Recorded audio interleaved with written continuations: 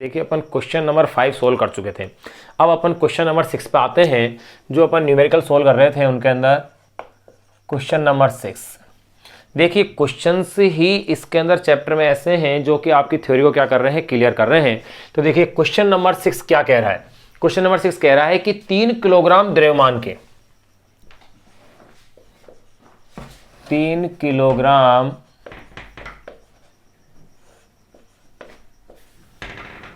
Kilogram द्रव्यमान के किसी पिंड पर आरोपित कोई बल, 3 किलोग्राम द्रव्यमान के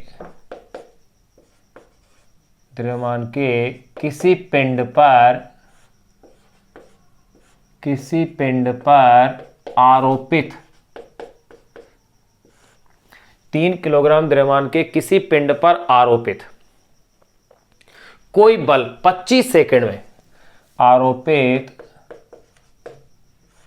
कोई बल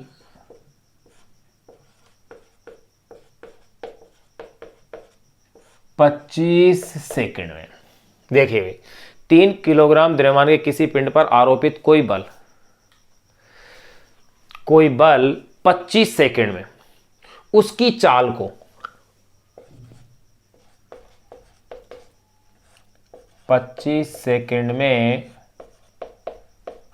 उसकी चाल को 2 मीटर प्रति सेकंड से, क्या इसे मैं कह सकता हूं 2.0 मीटर प्रति सेकंड से 3.5 मीटर प्रति सेकंड कर देता है।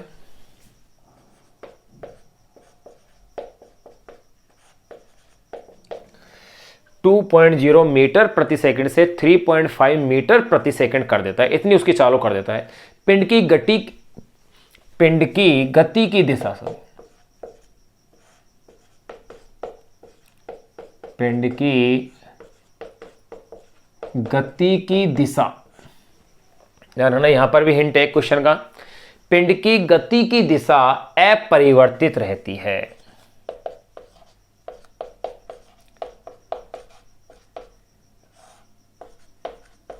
अपरिवर्तित रहती है। यह है बल का एक, इसमें फिर क्या पूछ रहे हैं, बल का परिमाण और दिशा क्या है।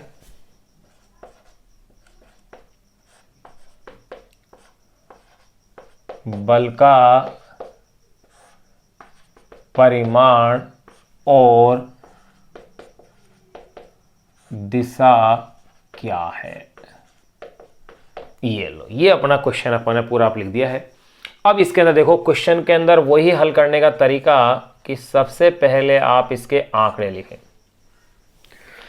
3 किलोग्राम द्रव्यमान के किसी पिंड पर आरोपित, यानी सबसे पहले पिंड का द्रव्यमान इन्होंने क्या कहा है 3 किलोग्राम। ये लो m 3 किलोग्राम हो गया 25 सेकंड में, t = 25 सेकंड। ये समय भी आपको दे दिया है क्वेश्चन के अंदर।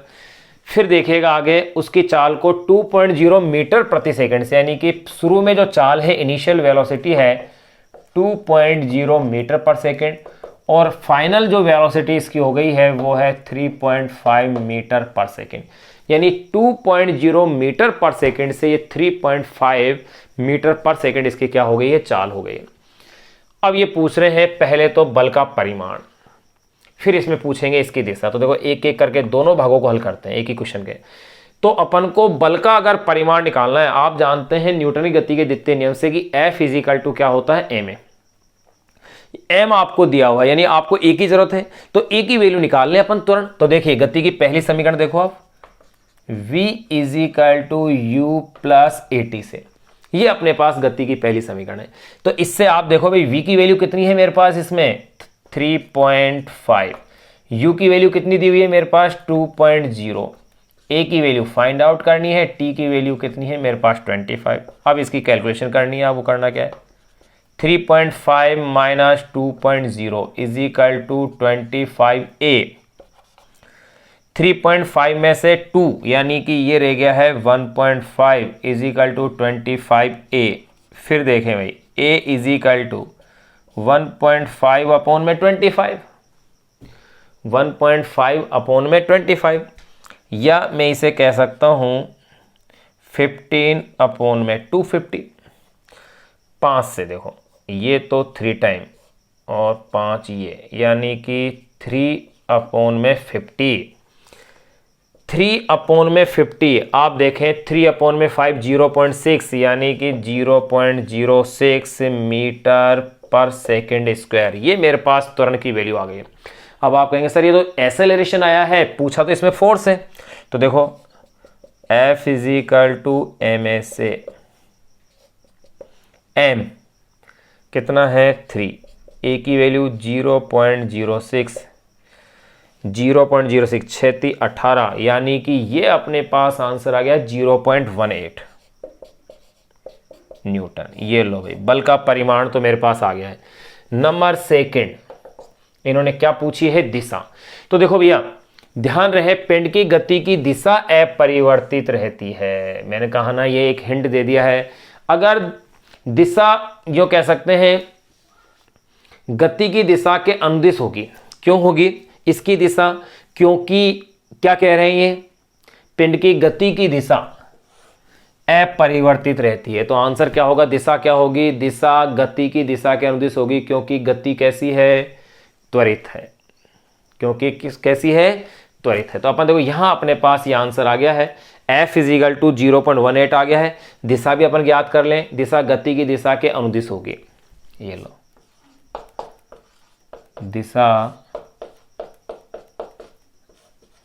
गति की दिशा के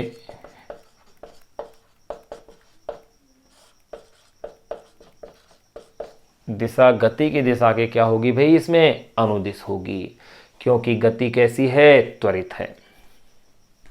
चलो इसके आंसर की जरूरत नहीं है। तो यहां अपने पास ये क्वेश्चन नंबर जो 6 था वो अपन ने सोल्व कर लिया। अब अपन बात करेंगे क्वेश्चन नंबर 7 की। क्वेश्चन नंबर 7 में अपन सदिश का भी यूज कर सकते हैं। क्वेश्चन नंबर 7 में क्या कह रहे हैं कि किसी पिंड के ऊपर 2 बल लग रहे हैं। एक तो जो बल दिया हुआ है वो है 8 न्यूटन का, एक दिया हुआ है 6 न्यूटन का। परिणामी बल का मान पूछ रहे हैं, यानी ये मान लो कि 2 सदिश हैं, परस्पर लंबवत हैं, तो उनका परिणामी सदिश क्या होगा, इस टाइप का वो क्वेश्चन है। अब अपन उस क्वेश्चन को देखो सोल्व करते हैं। आप इसे नोट कीजिए।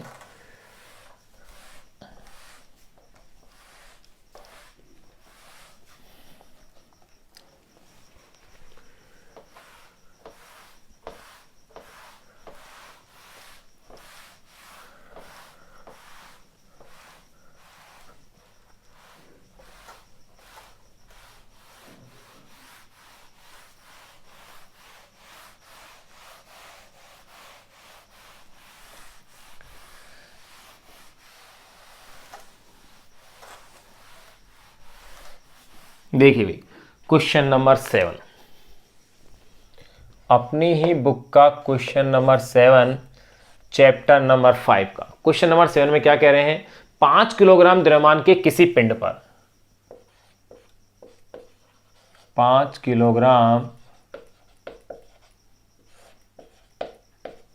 द्रव्यमान के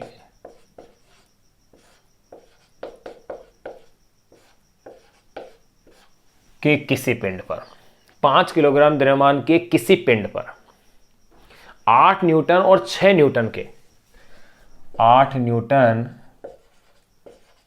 वे 6 न्यूटन के 5 किलोग्राम द्रव्यमान के किसी पिंड पर 8 न्यूटन वे 6 न्यूटन के 2 लंबवत बल आरोपित है।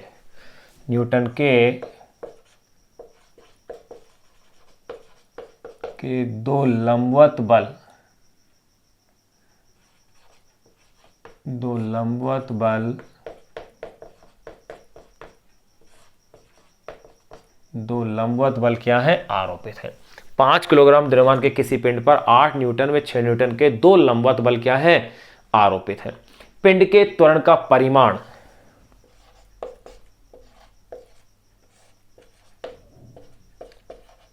पिंड के त्वरण का परिमाण वे दिशा, दोनों ही पूछ रहे हैं, यानी हर एक क्वेश्चन के कोई ना कोई पार्ट है।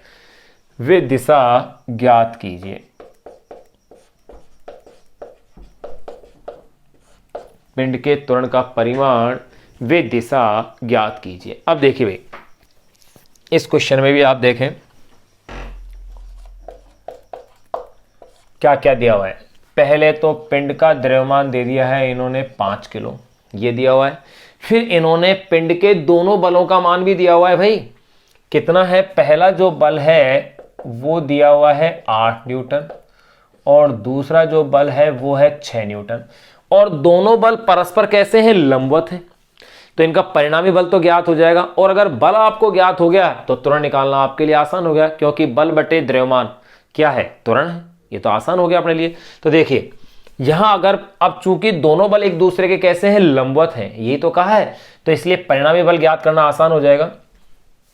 दो लंबवत बल है, तो देखो चूंकि F1 vector perpendicular F2 vector दोनों परस्पर लंबवत हैं, तो इसलिए परिणामी बल F इजिकल टू क्या लिखा जाएगा? Formula F1 square plus F2 square. आप अच्छे से जानते हैं कि अगर दो सदिश किसी कोण पर हो तो उनका परिणामी सदिश कैसे निकालते थे? आप याद कीजिए, capital R is equal to root of p square plus q square plus 2p cos theta, और यहाँ पर थीटा की वैल्यू क्या है? 90, तो कोस 90 इजिकल टू 0।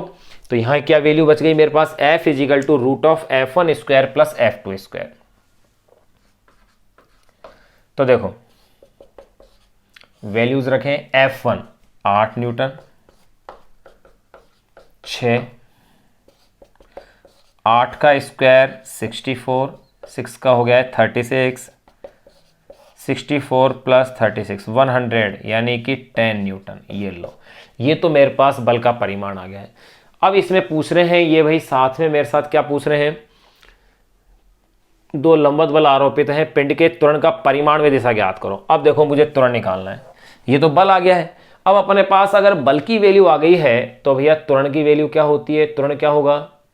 बल बटे त्वरण क्या होगा? बल बटे द्रव्यमान। तो देखिए क्योंकि F इजिकल टू ma, इसलिए A is equal to F upon में m। F कितना है मेरे पास? 10, m कितना है? 5, ये हो गया है 2 मीटर पर सेकंड स्क्वायर। ये लो भाई त्वरण का परिमाण भी आ गया है। अगर ये कहे कि अगर त्वरण का परिमाण आ गया है मेरे पास, अब इसमें अगर मैं बल की भी दिशा निकालना चाहूं तो देखो बल की दिशा यही निकल जाएगी मेरे पास।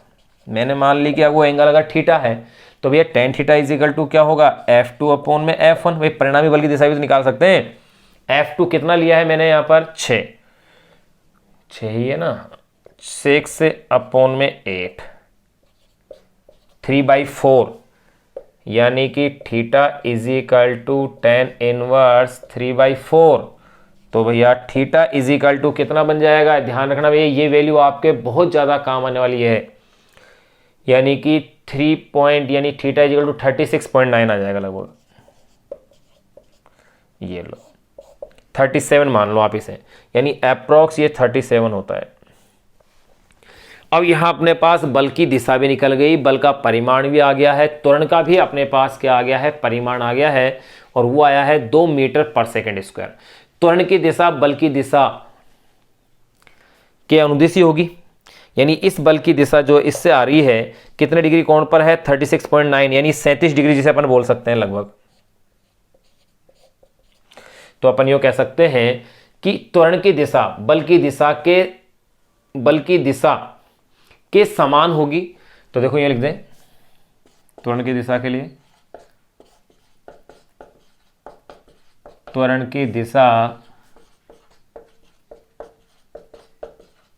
बल की दिशा के समान, त्वरण की दिशा बल की दिशा के समान। क्या कहा मैंने? त्वरण की दिशा बल की दिशा के समान बल F1 वेक्टर से, बल F1 वेक्टर से कितना डिग्री आ रहा है? लगभग 37 या 36.9 भी कह सकते हैं, कि बल F1 वेक्टर से 36.9 डिग्री पर होगी।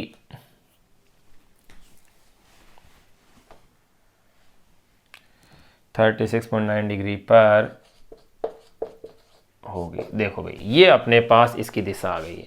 तो यहां इस क्वेश्चन में अपन ने बल का परिमाण, बल की दिशा, त्वरण का परिमाण और त्वरण की दिशा दोनों ही अपन ने तीनों चारों अपन ने ज्ञात कर लिए। अब अपन बात करेंगे क्वेश्चन नंबर 8 की। देखिए भाई क्वेश्चन नंबर 8 क्या कह रहा है, न्यूमेरिकल्स में क्या है वो, देखो सिंपल सिंपल से क्वेश्चन है।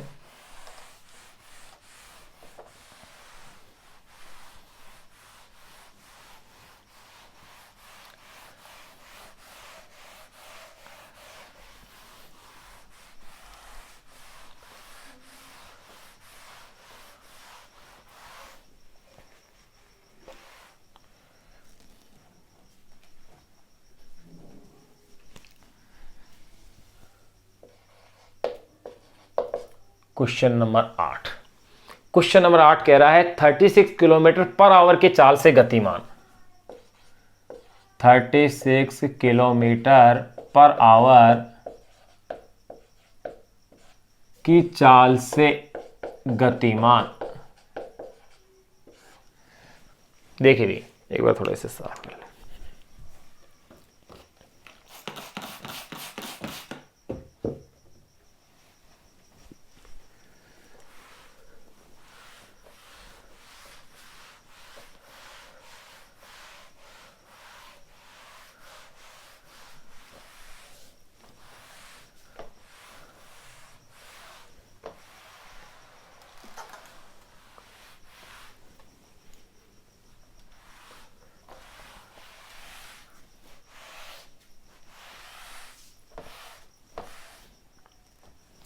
देखिए भाई क्वेश्चन क्या करें, 36 किलोमीटर पर आवर की चाल से गतिमान किसी ऑटो रिक्शा का चालक की चाल से गतिमान किसी ऑटो रिक्शा का चालक 36 किलोमीटर पर आवर की चाल से गतिमान किसी ऑटो रिक्शा का चालक सड़क के बीच एक बच्चे को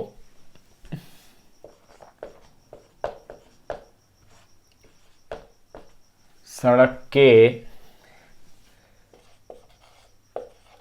बीच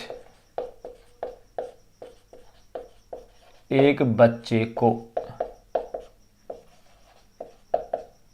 खड़ा, किसी ऑटो रिक्शा का चालक सड़क के बीच एक बच्चे को खड़ा देखकर अपने वाहन को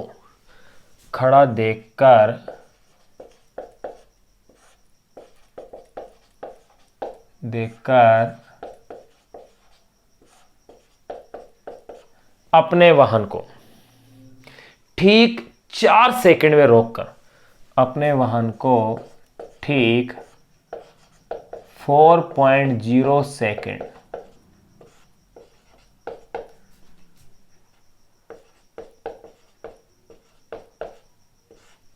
ठीक 4.0 सेकंड में रोककर अपने वाहन को ठीक 4.0 सेकंड में रोककर उस बच्चे को बचा लेता है, रोककर उस बच्चे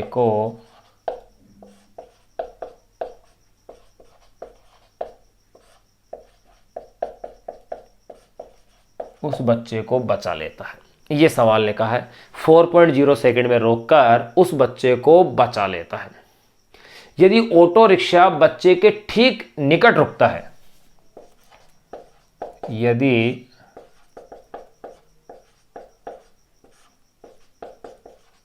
यदि ऑटो रिक्शा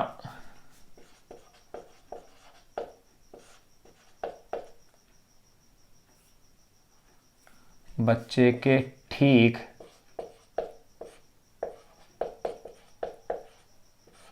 निकट रुकता है, यदि ऑटो रिक्शा बच्चे के ठीक निकट रुकता है तो वाहन पर लगा ठीक निकट रुकता है तो वाहन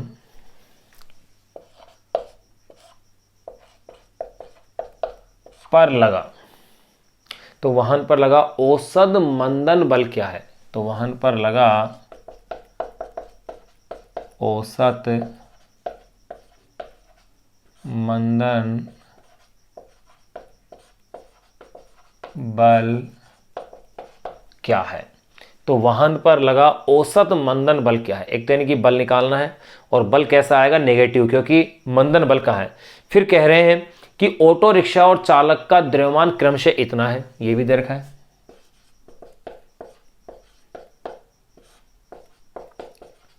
ऑटो रिक्शा व चालक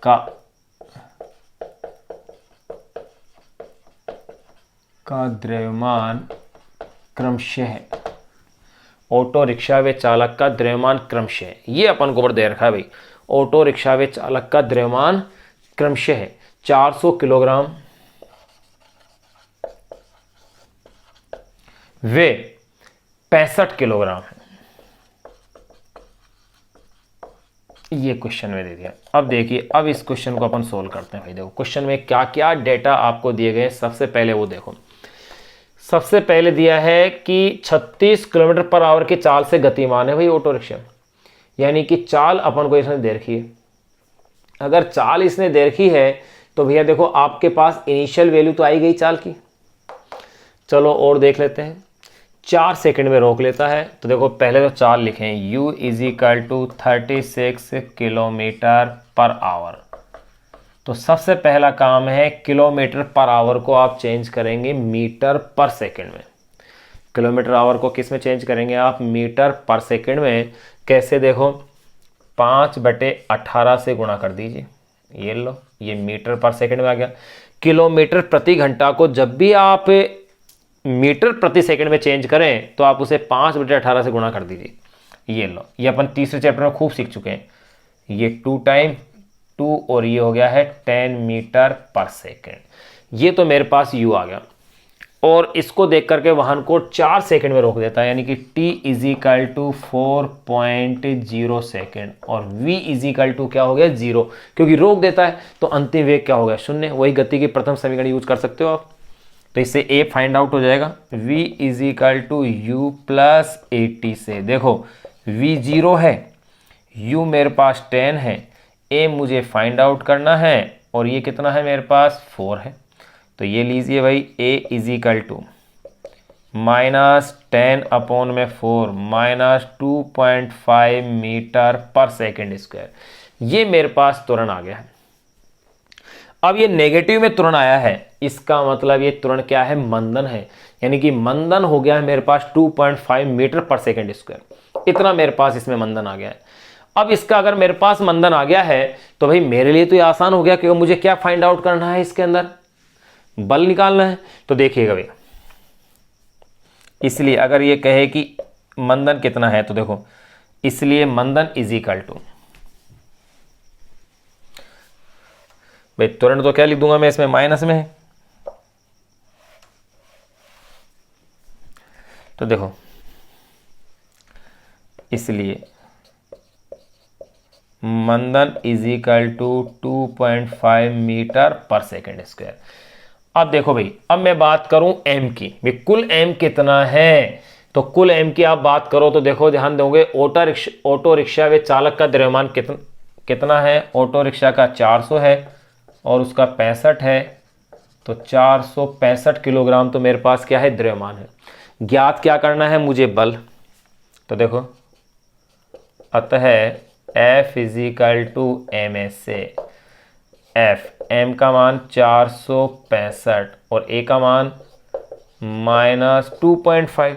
ये लो भाई, 4 दूनी 8, यानी कि 465 2.5, यानी कि 1162.5525, यानी कि 5 न्यूटन। ये लो भाई, ये मेरे पास फोर्स आ गया, और कैसा आ रहा है, नेगेटिव आएगा, क्योंकि मंदन बल है। तो इसने पूछा क्या है, तो वाहन को लगा औसत मंदन बल क्या है। तो देखो, इसलिए औसत मंदन बल = 1162.5 न्यूटन। ये लो, ये क्वेश्चन भी अपने पास सोल्व हो गया। ये था अपने पास 8वां क्वेश्चन, एक सिंपल सा। 9वां क्वेश्चन है, वो भी एक सिंपल क्वेश्चन है। अब जरा अपन 9वें क्वेश्चन की बात करें कि क्वेश्चन नंबर 9 है क्या। देखिएगा, क्वेश्चन नंबर 9 एक रॉकेट पर आधारित एक क्वेश्चन दिया हुआ है, जो कि एक सिंपल सा क्वेश्चन है। अब उस क्वेश्चन को और अपन जो है सोल्व करते हैं।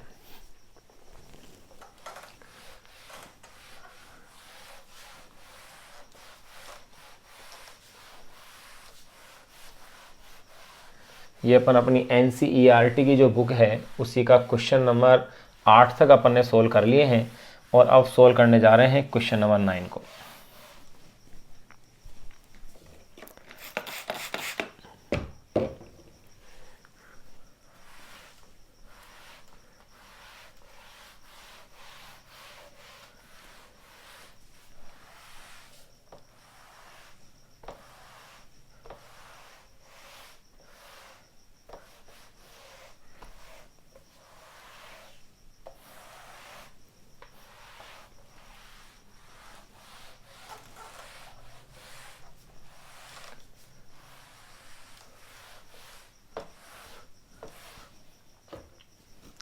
देखिएगा भाई, क्वेश्चन नंबर 9 के अंदर ये क्या कह रहे हैं, सिंपलेस्ट क्वेश्चन है अनसोल्ड क्वेश्चन के अंदर। क्वेश्चन नंबर 9 में कह रहे हैं कि 20,000 किलोग्राम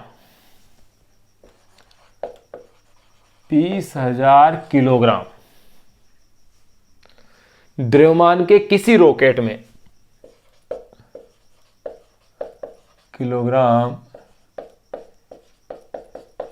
द्रव्यमान के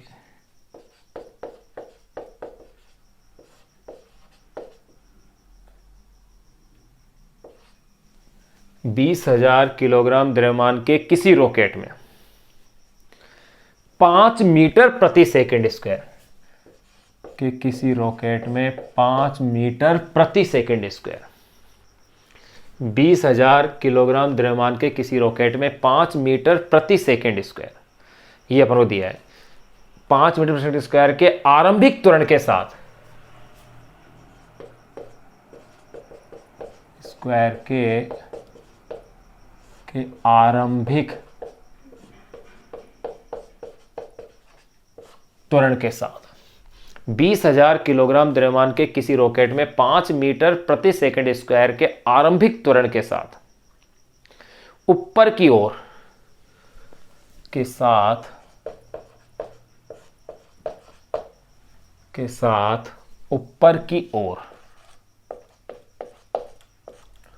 ऊपर की ओर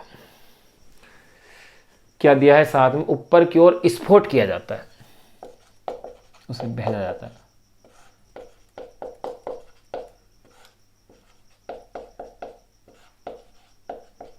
स्फोट किया जाता है, ये अपन को इसमें सवाल में दे दिया है। अब देखो इसमें आगे क्या पूछ रहे हैं, 20,000 किलोग्राम द्रव्यमान के किसी रॉकेट में 5 मीटर प्रति सेकंड स्क्वायर के आरंभिक त्वरण के साथ ऊपर की ओर स्फोट किया जाता है। स्फोट का आरंभिक प्रणोद परिकलित कीजिए।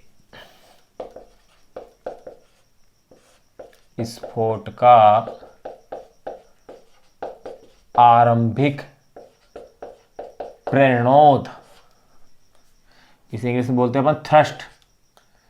स्फोट का आरंभिक प्रणोद। अब देखिए प्रणोद होता क्या है, मैं बता दूं, क्रिया प्रतिक्रिया के फलस्वरूप जो बल लगता है वही क्या कहलाता है, प्रणोद कहलाता है। तो ये पूछ रहे हैं कि स्फोट का आरंभिक प्रणोद क्या है, यानी कि थ्रस्ट क्या है। तो मैं कह सकता हूं एक तरह से क्रिया प्रतिक्रिया के फलस्वरूप लगने वाला बल क्या है। ये लो, ये अपने पास क्वेश्चन है। देखो छोटा सा क्वेश्चन था जिसको अपन अब सोल्व करने जा रहे हैं। अब इसमें क्वेश्चन में क्या क्या वैल्यूज आपको दी गई है, पहले तो वो देखो। क्वेश्चन में अपन को रॉकेट का द्रव्यमान तो दे दिया इन्होंने, 20,000 किलोग्राम दे दिया है, बिल्कुल सही है, यही तो अपन को दिया है इसने। फिर देखिएगा क्वेश्चन में किस तरह से है कि एक रॉकेट है, जैसे एक सिंपल सा मैं बना देता हूं, ये लो एक अपन रॉकेट बना लेते हैं। अब जरा इस रॉकेट पर लगने वाली स्थितियों को देखो भाई। सबसे पहले जो इसका जो भार होगा वो तो कहाँ होगा, ऊर्ध्वाधर नीचे की ओर होगा गुरुत्वीय बल के कारण। दूसरा, इस पर जो स्फोट गति कराने के लिए जो बल लग रहा है वो इस डायरेक्शन में है, ये F है। और यहाँ किस त्वरण से है, ये भाई A त्वरण से जा रहा है, यही तो इसकी स्थिति है। अब देखो, अगर अब मैं क्या जानता हूँ कि जो बल F ऊपर की ओर लग रहा है और mg इसमें कहाँ है, ये बल तो ऊपर की ओर लगा जैसे गति प्रदान कर रहा है, ये इसका विरोध कर रहा है ऊपर की ओर गति का, तो इन दोनों का जो डिफरेंस होगा उससे परिणामी बल मिलेगा। उससे क्या मिलेगा, गति वाला जो बल है वो अपन को इन दोनों के डिफरेंस से मिलेगा, यानी F माइनस एम जी। क्या इक्वेशन बनेगी, F minus m g is equal to m a. यही तो समीकरण बनेगी, क्योंकि ये बल तो इस दिशा में है, ये बल इस दिशा में है, तो परिणामी बल क्या होगा, F माइनस एम जी। और वो जो परिणामी बल बचेगा मेरे पास रिजल्टेंट, वो क्या होगा, F minus m g is equal to m a. तो देखो भाई, मुझे तो क्या पूछ रहे हैं, ये F पूछ रहे हैं, यानी कि m g plus m a, f is equal to m, या मैं इसे कह सकता हूं जी प्लस ए। अब इसमें वैल्यू रख लो, देखो सिंपल सा क्वेश्चन था अपने पास। अब इसमें अगर अपन वैल्यू रखते हैं तो देखिए भाई 20,000, 2 के आगे 1 2 3 4, 2 इंटू 10⁻⁴, ये लो, इसे मैं ऐसे भी कह सकता हूं 2 इंटू 10⁻⁴ किलोग्राम। जी की वैल्यू अगर अपन रखें इसमें तो कितनी है, 10 है। ए की वैल्यू उन्होंने कितनी दी है भाई क्वेश्चन में, देखो आप 5, ये लो 5, 10 प्लस 5 15, 15 इंटू 2 कितने हो गए ये 30, 30 इंटू 10⁻⁴ न्यूटन, 3 इंटू 10⁻⁵ न्यूटन। ये लो, ये अपने पास ये जो क्वेश्चन था सिंपल सा छोटा सा क्वेश्चन नंबर 9, ये अपन ने अपनी बुक का सोल्व कर लिया। अब इसके बाद अपन बात करेंगे क्वेश्चन नंबर 10 की।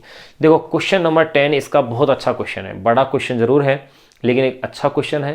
इस क्वेश्चन में क्या कह रहे हैं कि कोई कण गति कर रहा है उत्तर दिशा में, दक्षिण दिशा में उसके ऊपर एक क्या है, अपन ने बल आरोपित कर रहे हैं, तो उसका वेग क्या होगा, त्वरण क्या होगा, इस तरह के कुछ कॉन्सेप्ट उस क्वेश्चन के हैं जिनको कि अपन अब देखेंगे। देखो अब देखिए भाई, नेक्स्ट जो क्वेश्चन नंबर 10 सोल्व करें, आप इसको नोट कीजिए। अब अपन बात करते हैं क्वेश्चन नंबर 10 की, जो कि एक बेहतरीन क्वेश्चन है। उसके क्वेश्चन के कई पार्ट हैं। एक तो t इजिकल टू इतने समय पर मान ज्ञात करना है स्थिति को, t इजिकल टू इतने समय पर स्थिति ज्ञात करनी है, यानी अलग अलग समय पर अलग अलग स्थितियां अपन को ज्ञात करनी है। और वो कैसे ज्ञात करनी है वो अपन अब ज्ञात करते हैं। देखो उस क्वेश्चन में एक बड़ा क्वेश्चन है, ये क्वेश्चन देखो छोटा क्वेश्चन था।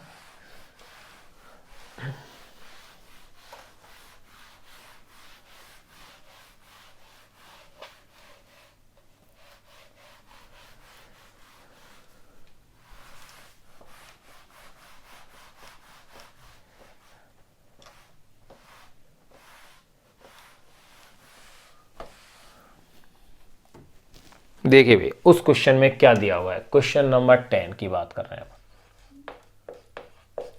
क्वेश्चन नंबर 10 में क्या कह रहे हैं, पहले क्वेश्चन लिखें, उत्तर की ओर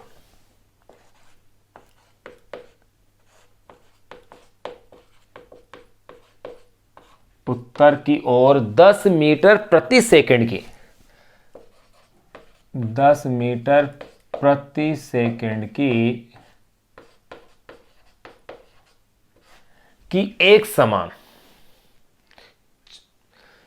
उत्तर की ओर 10 मीटर प्रति सेकंड की एक समान आरंभिक चाल, एक समान आरंभिक चाल, उत्तर की ओर 10 मीटर प्रति सेकंड की एक समान आरंभिक चाल, उत्तर की ओर 10 मीटर प्रति सेकंड की एक समान आरंभिक चाल से गतिमान की चाल से आरंभिक चाल से गतिमान, ये अपन क्वेश्चन में कह रहे हैं भाई। देखो उत्तर की ओर 10 मीटर प्रति सेकंड की एक समान आरंभिक चाल से गतिमान 0.40 किलोग्राम, 0.40 किलोग्राम, ये अपन को द्रव्यमान दे रखा है। द्रव्यमान के किसी पिंड पर 0.40 किलोग्राम द्रव्यमान के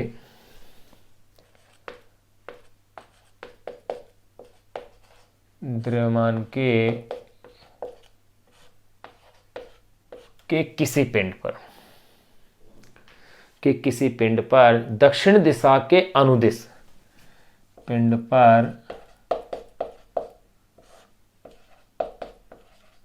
पर दक्षिण दिशा के अनुदिश, पिंड पर दक्षिण दिशा के अनुदिश 8 न्यूटन का स्थायी बल, दक्षिण दिशा के अनुदिश 8.0 न्यूटन का स्थायी बल, पिंड पर दक्षिण दिशा के अनुदिश 8.0 न्यूटन का स्थायी बल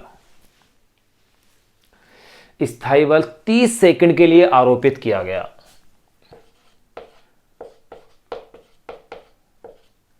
30 सेकंड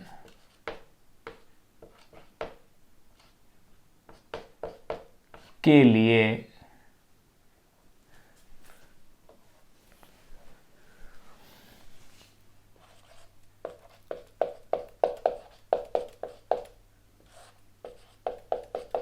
आरोपित किया गया।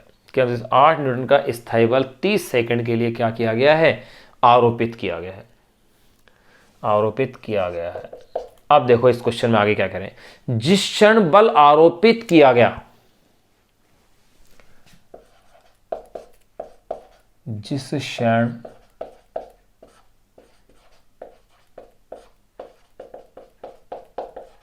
बल आरोपित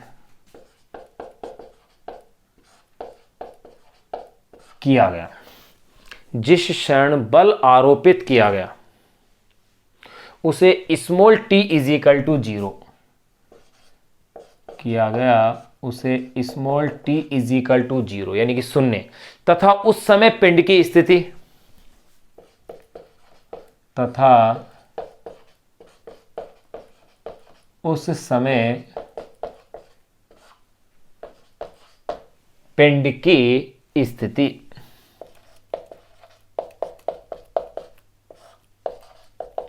x इजिकल टू 0 लीजिए। ये क्वेश्चन में हिंट दे दिया है काफी बड़ा, और इसी को आधार मानते हुए अपन को हल करना है। अब इस क्वेश्चन में पूछ के आ रहे हैं, देखो t इजिकल टू -5 सेकेंड। इस समय ऋणात्मक संभव नहीं है, लेकिन क्वेश्चन में दे रहे हैं ये तो -5 second. t is equal to -5 second, फिर दे रहे हैं 25 सेकेंड, फिर ये साथ में कह रहे हैं 100 सेकेंड पर, 100 सेकेंड पर कण की, या यूं कह सकते हैं पिंड की, भाई पिंड कह दो या फिर कण कह दें अपन, सेकंड पर कण की स्थिति क्या होगी, ये लीजिए भाई, ये अपने पास क्वेश्चन में दिया है। अब देखो एक बड़ा क्वेश्चन है और एक बेहतरीन क्वेश्चन है। अब इस क्वेश्चन को अपन सोल्व करते हैं। एक बड़ा क्वेश्चन है जो कि काफी लंबा अपना टाइम ले लेगा। अब देखिए इस क्वेश्चन में क्या क्या अपन को दिया गया है। सबसे पहले देखो, अगर मैं उत्तर की दिशा में पॉजिटिव लेके चलूं तो दक्षिण की दिशा मुझे क्या लेनी पड़ेगी, नेगेटिव लेनी पड़ेगी। यानी कि अगर वेग पॉजिटिव ले रहा हूं मैं u, तो बल F कैसा आ जाएगा, उसके लिए नेगेटिव, क्योंकि दक्षिण बल लग रहा है। तो देखो मैं ये कह सकता हूं, इसमें पहले मैं हिंट के रूप में लिख दूं। देखो एक एक स्टेप को इसको हल करूंगा। 3 क्वेश्चन है ये, 1, 2 और 3, ये 3 पार्ट है भाई। एक पार्ट ये रहा -5 सेकंड का, एक 25 सेकंड का, और एक कितना है 100 सेकंड पर। फिर साथ के साथ एक चीज और देखें आप, 30 सेकंड के लिए ही बल लग रहा है, ये भी इसमें एक विशेष हिंट है, ध्यान रखना। और दक्षिण दिशा के अनुदिश बल लग रहा है। तो मैं कह दूं उत्तर की ओर धनात्मक दिशा लेने पर दक्षिण की ओर दिशा कैसी होगी, ऋणात्मक होगी। पहले ये लाइन लिख देता हूं, उत्तर की ओर धनात्मक दिशा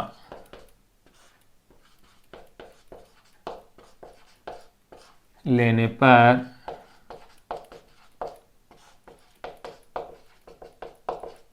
दक्षिण की ओर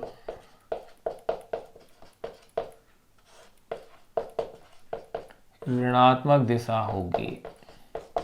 बिल्कुल सही है। उत्तर की ओर अगर धनात्मक दिशा लेते हैं तो दक्षिण की ओर कैसी दिशा होगी भाई, ऋणात्मक दिशा होगी। तो अब देखिएगा, इसलिए पहले क्या कह रहे हैं, उत्तर की ओर 10 मीटर प्रति सेकंड की, यानी कि u इजिकल टू प्लस में 10 मीटर पर सेकेंड हो गया। ये उत्तर में हो गया तो प्लस में ले लेंगे ना अपन इसको, ये लो डायरेक्शन हो गई इसकी। फिर F किधर लग रहा है, दक्षिण दिशा के अनुदिश 8 न्यूटन का, यानी कि ये नेगेटिव हो जाएगा भाई 8.0 न्यूटन। ये पॉजिटिव हुआ तो ये क्या हो गया, इसके लिए अपने पास नेगेटिव हो गया। फिर M आपको दिया हुआ है 0.40 किलोग्राम, ये अपन को द्रव्यमान और दे दिया। अब देखो ये आंकड़े अपन को दिए गए, तो देखो इसलिए अगर अब मैं इसका मान निकालना चाहूं एक एक स्टेप का, तो सबसे पहले मैं इसमें तुरंत निकाल सकता हूं। क्यों? क्योंकि F मेरे को दिया हुआ है, M मेरे को दिया हुआ है, तो देखो तुरंत A आसानी से ज्ञात हो जाएगा। तो देखो इसलिए कण का त्वरण, कण या पिंड जो भी अपन को दिया हुआ है उसका अगर मैं त्वरण है, उससे अगर मैं स्मॉल a से मान लूं, चलो मान लिया कि मैंने वो त्वरण a है, तो त्वरण a इजिकल टू क्या होगा, गति के द्वितीय नियम से F अपॉन में m होगा। F मुझे कितना दिया है, इसने -8 दिया है 8.0, और यह है 0.40, ये लो भाई। अब अगर इसमें -8.0 अपॉन में 0.40, यानी कि ये आ गया है मेरे पास 4 दूनी 8 -20.0 मीटर पर सेकेंड स्क्वायर। ध्यान रहे जो त्वरण ज्ञात हो रहा है मेरे पास माइनस में आ रहा है, यानी कि मंदन है ये, क्योंकि ऋणात्मक त्वरण को अपन क्या बोलते हैं, मंदन बोलते हैं। तो ये -20.0 मीटर पर सेकेंड स्क्वायर मेरे पास ही आ गया है। तो कण का त्वरण मेरे पास आ गया है। अब इसी में आप आगे देखिएगा, अब इसके बाद एक एक स्टेप्स को हल करते हैं। नंबर फर्स्ट, पहला इन्होंने क्या कहा है, t इजिकल टू -5 सेकेंड पर कण की स्थिति क्या होगी। t इजिकल टू -5 सेकेंड पर, देखो एक ही क्वेश्चन के कई पार्ट है, बड़ा क्वेश्चन है ये। तो देखो नंबर फर्स्ट, पहली बात करें t इजिकल टू -5 सेकेंड पर, t इजिकल टू -5 सेकेंड पर पिंड पर कोई बल कार्यरत नहीं है। क्यों? क्योंकि पिंड पर बल कब से लगने लगा है, 30 सेकेंड के लिए लगता है। ये विशेष पॉइंट है अपने पास 30 सेकंड वाला, जो अपने काम आएगा, ठीक है ना। t इजिकल टू -5 सेकेंड पर पिंड पर कोई बल कार्यरत नहीं है। सेकंड पर पिंड पर कोई बल कार्यरत नहीं है। मैंने देखो सारे पॉइंट में लिख रहा हूं न्यूमेरिकल के अंदर भी, t इजिकल टू -5 सेकेंड पर पिंड पर कोई भी बल क्या है, कार्यरत नहीं है। इसका मतलब पिंड जो है वही +10 मीटर पर सेकेंड, और त्वरण शून्य ही क्या रहेगा, रहेगा। पिंड पर कोई बल कार्यरत नहीं है, इसलिए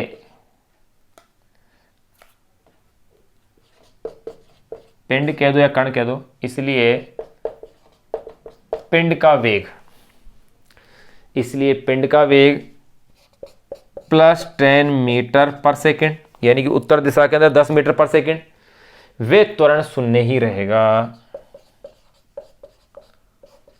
वे त्वरण शून्य ही रहेगा। ये तो पहले का आंसर आ गया।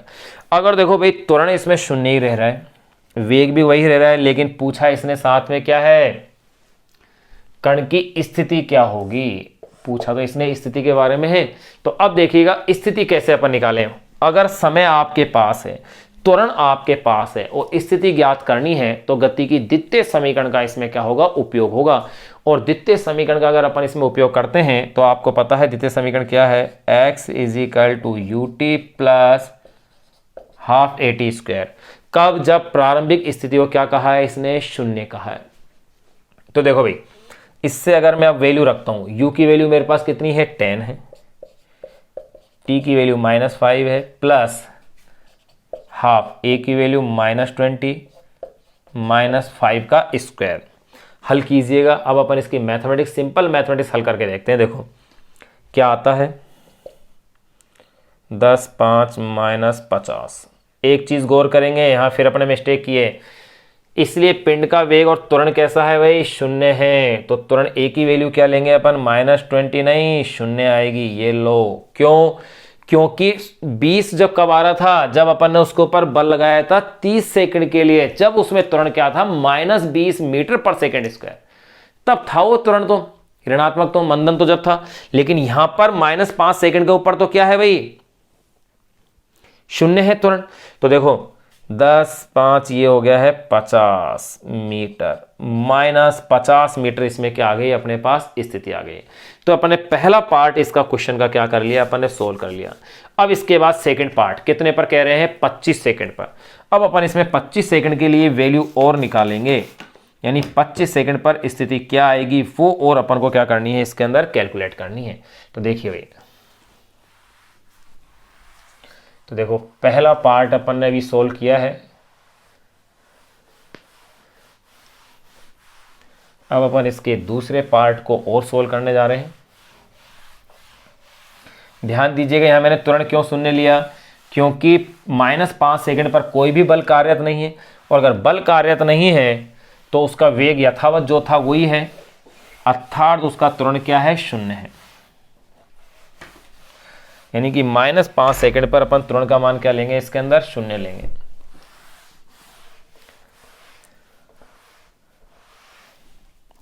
देखो अब अपन इसका सेकंड पार्ट जो है उसे अपन सोल्व करने जा रहे हैं, और उस सेकंड पार्ट के अंदर क्या क्या वैल्यूज आपके पास हैं जरा उन पे गौर कीजिएगा। नंबर सेकंड इसी क्वेश्चन का नंबर सेकंड, या कह दूं मैं ABC करके भी कह सकता हूं भाई, या नंबर फर्स्ट है इसको नंबर सेकंड कह देता हूं मैं। नंबर सेकंड क्या कह रहे हैं, 25 सेकंड पर। तो देखो भैया स्मॉल t = 25 सेकंड पर। अब अपन इसकी बात कर रहे हैं, तो 25 सेकंड पर ध्यान रहे कि 30 सेकंड तक बल लग रहा था, इसका मतलब 25 सेकंड पर जो त्वरण होगा वो -20 मीटर पर सेकंड स्क्वायर होगा। क्यों, क्योंकि 30 सेकंड तक है -20, उससे पहले तो 0 था। तो इसका मतलब t = 25 सेकंड पर अगर मैं त्वरण की बात करूं तो a = -20 मीटर पर सेकंड स्क्वायर हो गया त्वरण। अगर त्वरण पता है तो ये लो स्थिति भी ज्ञात कर लो, आसान है। x = ut + ½ at² से ये लो भाई। अब आपके पास u की वैल्यू है, बिल्कुल है, u की वैल्यू कितनी दी हुई है, 10 है। t की वैल्यू कितनी है, 25 है, प्लस हाफ। a की वैल्यू -20 है भाई, t की वैल्यू 25, इसका स्क्वायर। चलो इसकी सिंपल मैथमेटिक्स सोल्व करते हैं। 25 10 250। अब इधर आ जाओ, यह माइनस है, 2 से 20 -10, 25 का स्क्वायर 625, यानी कि -10 × 625। ये लो x = 250 -6250, यानी कि 6250 माइनस के 250 प्लस के, तो ये माइनस के रह गए हैं 6000 मीटर। ये लो, यानी 25 सेकंड पर उसकी स्थिति आएगी 6000 मीटर। क्लियर यहां तक की। अब इसके बाद नंबर थर्ड पार्ट बचता है, वो है 100 सेकंड पर। अब 100 सेकंड पर पूछ रहे हैं, उसमें से ध्यान रहे 30 सेकंड तक तो इसमें क्या है, -20 का त्वरण है। फिर बचता है 70 सेकंड की बात होती है, तो 70 सेकंड के लिए अलग से मान ज्ञात करना पड़ेगा, यानी कि तीसरा पार्ट इसका थोड़ा सा क्या होगा, बड़ा हल होगा। ये लीजिए नंबर थर्ड को अपन और सोल्व करते हैं। नंबर थर्ड कह रहे हैं कि 100 सेकंड पर कण की स्थिति क्या होगी। तो 100 सेकंड पर अगर मुझे कण की स्थिति निकालनी है तो निश्चित रूप से पहले तो मैं क्या करूंगा, 30 सेकंड तक निकालूंगा, फिर 70 के लिए, फिर उसके बाद देखते हैं। तो देखो सबसे पहले मैं बात करूं कि स्मॉल t = 30 सेकंड तक, तो त्वरण क्या है, -20 मीटर पर सेकंड स्क्वायर है।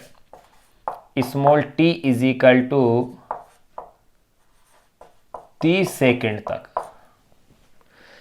t = 30 सेकंड तक त्वरण स्मॉल a = -20 मीटर पर सेकंड स्क्वायर, ये अपन को इसमें दिया हुआ है। तथा फिर आप आगे बातें करो आप, तो यहां तक तो अपना त्वरण दे रखा है कि स्मॉल t = 30 सेकंड तक, तो त्वरण स्मॉल a = क्या है, -20 मीटर पर सेकंड स्क्वायर है। ये चीज तो अपन लोग क्लियर कर दिए। लेकिन 30 सेकंड और 100 सेकंड के बीच इसका त्वरण क्या होगा, शून्य होगा। क्यों, क्योंकि बल तो केवल 30 सेकंड तक ही तो लग रहा है। 30 सेकंड के बाद बल नहीं लग रहा, बल नहीं लग रहा तो क्या होगा, वेग में कोई चेंज नहीं आएगा, वेग में कोई चेंज नहीं आएगा तो त्वरण का मान क्या होगा, शून्य होगा। यानी कि 30 सेकंड के बाद त्वरण क्या होगा, शून्य होगा। तो अपन ये लिख सकते हैं त्वरण A इजिकल टू -20 मीटर पर सेकेंड स्क्वायर तथा 30 सेकंड में 100 सेकंड के बीच, तथा 30 सेकंड वे 100 सेकंड के बीच, तथा 30 सेकंड वे 100 सेकंड के बीच A इजिकल टू क्या होगा, 0 होगा। त्वरण 0 होने का मतलब वेग क्या होगा, नियत होगा। क्यों? क्योंकि उसके ऊपर किसी भी प्रकार का कोई बल कार्यरत नहीं है। यही तो हुआ, यानी कि वेग इसमें क्या हो गया, नियत हो गया। और वो कितना रहेगा, वही 10 है अपने पास वेग। तो अब देखिएगा 30 सेकंड तक, सबसे पहले तो अपन ज्ञात करेंगे 30 सेकंड तक कितनी दूरी चला वो, फिर उसके बाद अपन पूरी 100 सेकंड के लिए निकालेंगे, फिर उसके बाद 70 वाला डिफरेंस आएगा। यानी कि दो अलग अलग वैल्यूज अपन निकालेंगे। तो 30 सेकंड के लिए निकालेंगे, 100 सेकंड के लिए निकालेंगे, फिर 70 का अलग से आ जाएगा, फिर दोनों को अपन को जोड़ना होगा, तब जाकर एक कुल स्थिति आएगी। तो देखो A इजिकल टू 0, यानी कि वेग इसमें क्या आ गया है, मेरे पास नियत आ गया। अब इसमें आगे अगर अपन देखें तो देखिए 30 सेकंड पश्चात वेग की अगर बात करें तो देखो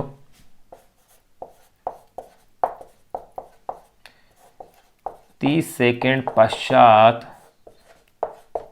वेग, मैंने मान लिया 30 सेकंड पश्चात अगर वेग को देखता हूं तो मेरे पास गति की समीकरण तो है ही है भाई, t समय बाद वेग के लिए v is equal to u plus at। तो देखो भाई क्या आ रहा है मेरे पास, u की वैल्यू कितनी है मेरे पास, 10 है इनिशियल, a की वैल्यू कितनी है, -20 है, t की वैल्यू मेरे पास कितनी है, 30 है। ये लो, अब मैं इसे सोल्व करता हूँ। 10 माइनस 3 दूनी 6, यानी कि 600। भाई ये तो हो गया है -590 मीटर पर सेकेंड हो जाएगा, और इस नियत वेग से रहेगा। तो यूँ कह सकते हैं, इसलिए 30 सेकंड बाद कहा है मैंने, इसलिए शेष, क्योंकि वेग का मान तो नियत है, इसलिए शेष 70 सेकंड में वस्तु नियत वेग, इसलिए शेष 70 सेकंड में वस्तु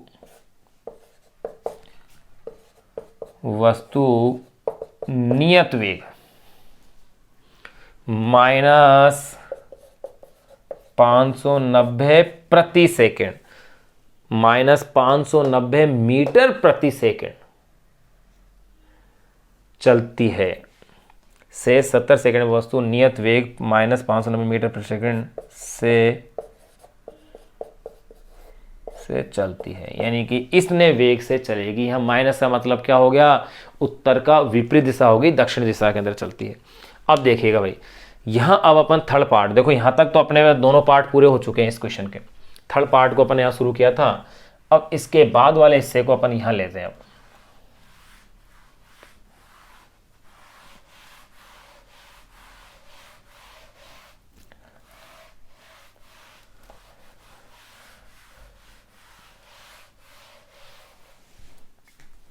देखो भाई 590 मीटर पर सेकंड से क्या है, वस्तु चल रही है। यहां पर तो ये क्लियर चीज हो गई अपने पास। अब ऐसी स्थिति में अगर मेरे से दूरी ज्ञात करवाई जाए, भाई अपन दूरी भी तो निकाल सकते हैं। अगर इस स्थिति में अगर दूरी मैं कहूं तो दूरी क्या हो जाएगी, देखो दोनों को ऐड कर दीजिए अपन। तो देखिए एक बात देखिए आप, सबसे पहले तो मेरे पास यहां पर कितना आ गया, 30 सेकंड तक त्वरण आ गया, -20 मीटर पर सेकंड स्क्वायर, और 30 सेकंड और 100 सेकंड के बीच वेग क्या है, नियत से। 30 सेकंड पश्चात मेरे पास वेग आ गया, 30 सेकंड से पहले का वेग भी आ गया था मेरे पास। अब मैं 30 सेकंड तक चलित दूरी निकाल लूँ पहले, फिर उसके बाद में क्या करूँगा, 70 सेकंड के लिए चलित दूरी निकाल लूँगा, और दोनों दूरियों क्या कर दूंगा, मैं ऐड कर दूंगा। सिंपल तरीका यही है। तो देखो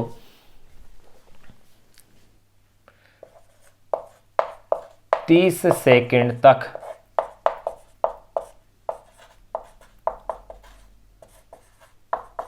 चलित दूरी, अगर मैं इसकी बात कर रहा हूं, 30 सेकंड तक चलित दूरी अगर मैंने मान ली कि x1 है, तो भैया x1 is equal to ut plus half at square से, यही तो फॉर्मूला है अपने पास। तो देखिए u 30 सेकंड तक तो u कितना था मेरे पास 10 था, t कितना है 30 है, और त्वरण कितना है मेरे पास -20 है, प्लस हाफ -20, और ये 30 का भी ये स्क्वायर कर दिया मैंने। अब देखिए भाई मैं भी इसे सोल्व करता हूँ, कैलकुलेशन देखें, सिंपल मैथमेटिक्स है। ये तो हो गया है 300, 2 से 20 को कैंसिल करो आप, -10 ये रह गए, 30 का कितना हो जाएगा ये -10 इंटू 3 3 9, 900 ये, यानी कि x1 is equal to 300 minus 9000। भाई 9000 में से 300 को आप घटाइए, अगर 9000 ये 300 में से 9000 घटा देते तो माइनस के 8700 मीटर चलेगा। ये लो भाई 30 सेकंड में इतनी दूरी चलेगा। अब 70 सेकंड बाद अपन ने वेग निकाल ही चुके, तो 70 सेकंड बाद भी अपन इसकी अगर दूरी देखें तो देखो वेग दे दिया शेष 70 सेकंड में, उसके लिए भाई मैं इसको मिटाना पड़ेगा मुझे, आप इसे नोट करें क्योंकि मैं इसे एक बार साफ कर रहा हूँ तो ही आगे अपन इसे क्वेश्चन को सोल्व कर पाएंगे, ताकि इसके आगे के हिस्से को मैं कंटिन्यूस इसी से करूँगा। आप ये नोट कर लीजिए।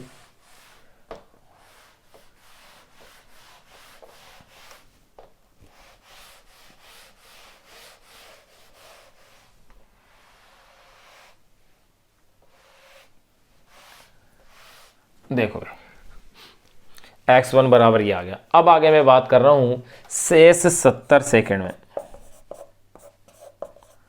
शेष 70 सेकंड में तय दूरी मैंने मान ली क्या है वो x2 है,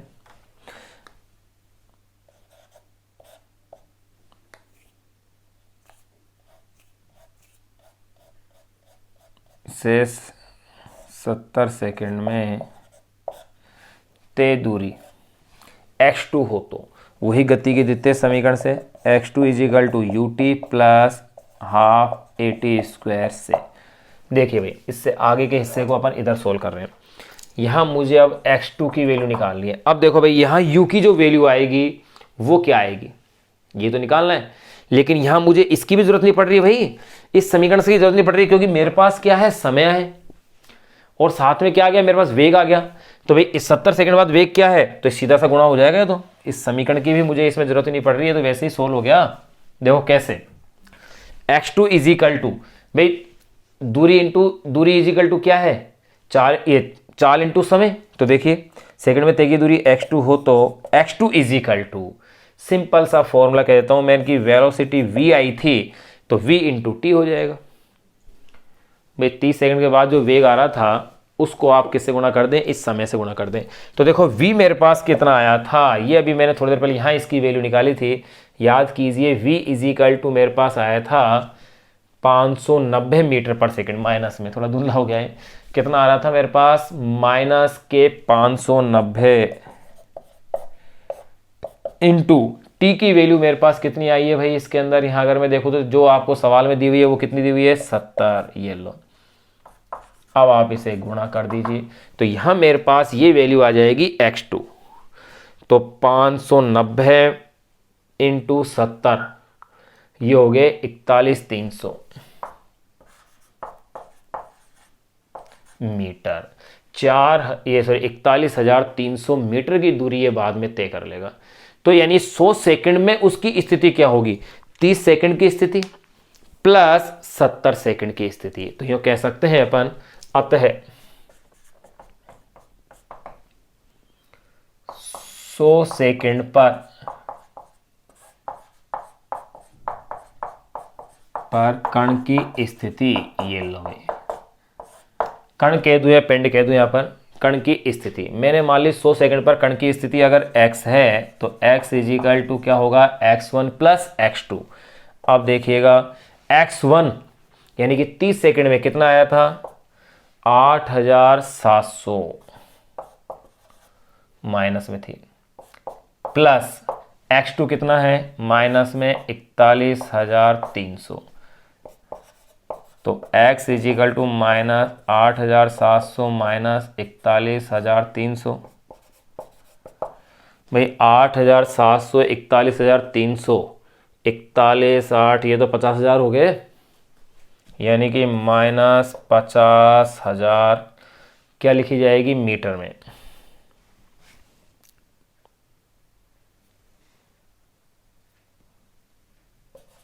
ये लो, या इसे मैं कह सकता हूँ -50 किलोमीटर। ये लो, ये इसमें आंसर आ गया। ये एक अच्छा क्वेश्चन था, बढ़िया क्वेश्चन था, जिसके 3 पार्ट दिए हुए थे, विशेषकर तीसरा पार्ट तो विशेषकर काफ़ी अच्छा क्वेश्चन था।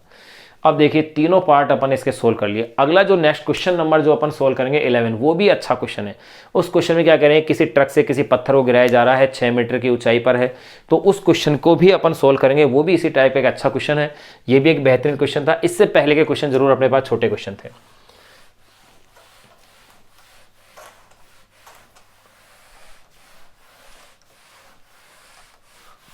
अब अपन लेंगे भाई क्वेश्चन नंबर 11 की बात करेंगे। आप इसे नोट कर लीजिए।